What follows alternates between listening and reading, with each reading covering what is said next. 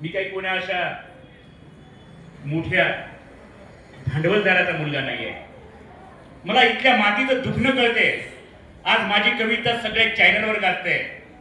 पण जेव्हा मला वाघचौरे सरांचा फोन आला, माझा जेव्हा फोन मला कोणाचा येतो ते धोनी सुद्धा मी ओळखतो की किती मायाळू असतात.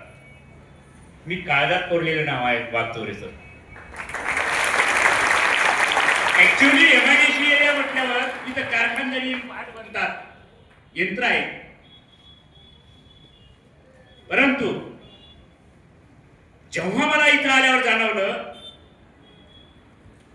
तेव्हा वाघचौरे सरां माणसं घडवण्याची जी फॅक्टरी आहे ही मला सरस्वती विद्या मंदिरात दिसून आली.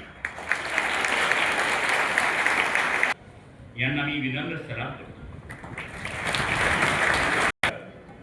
विद्यार्थी घडवण्यासाठी जे मायाचे काळीज लागते ना ते आपल्याकडे मला दिसून आलं. मी अतिशक्ती म्हणून बोलत नाही. या बाजारूष संस्कृतीमध्ये तुम्हाला माहिती आहे शिक्षण कसं बनत आहे. आम्ही भारताचे लोक जेव्हा आपण म्हणतो तेव्हा आम्ही भारताचे लोक म्हणतात तो माणूस मला वाघचौरे सर वाटतात.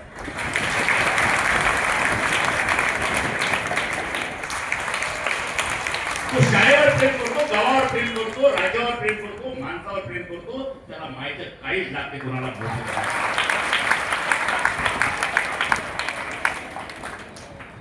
आजूबाजूचा हा जो परिसर आहे हा कष्टकऱ्यांचा आहे.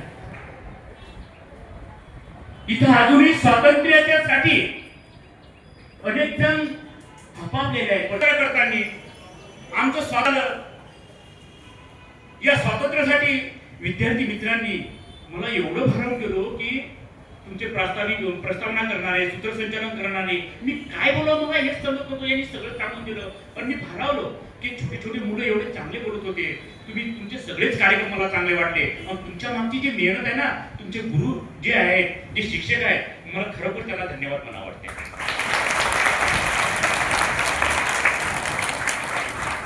आपल्याला संविधान दिलं, समता, न्याय, स्वातंत्र्य आणि बंधुत्व. आपल्याला लोकशाही टिकवायची आहे, आपल्याला लोकशाही मजबूत करायची आहे आणि हे मूल्य रुजवण्याचं काम वाघचौरे सर करत आहे. प्रधान आहे उद्याचा एकदम चांगला नागरिक आहे. सर मला आशा आहे तुमच्या या संकुलातून भारत मजबूत करण्याचं काम, चांगलं मजबूत म्हणजे जे देशाला संस्कृती निर्माण करायचं काम म्हणतो, जे व्यसनमुक्तीचं आपण काम म्हणतो, जे स्वातंत्र्याचे काम म्हणतो, समतेचे काम म्हणतो, न्यायाचे काम करतो, ते आपल्या या विद्या मंदिरातून घडतील असं मला आज जाणवलं.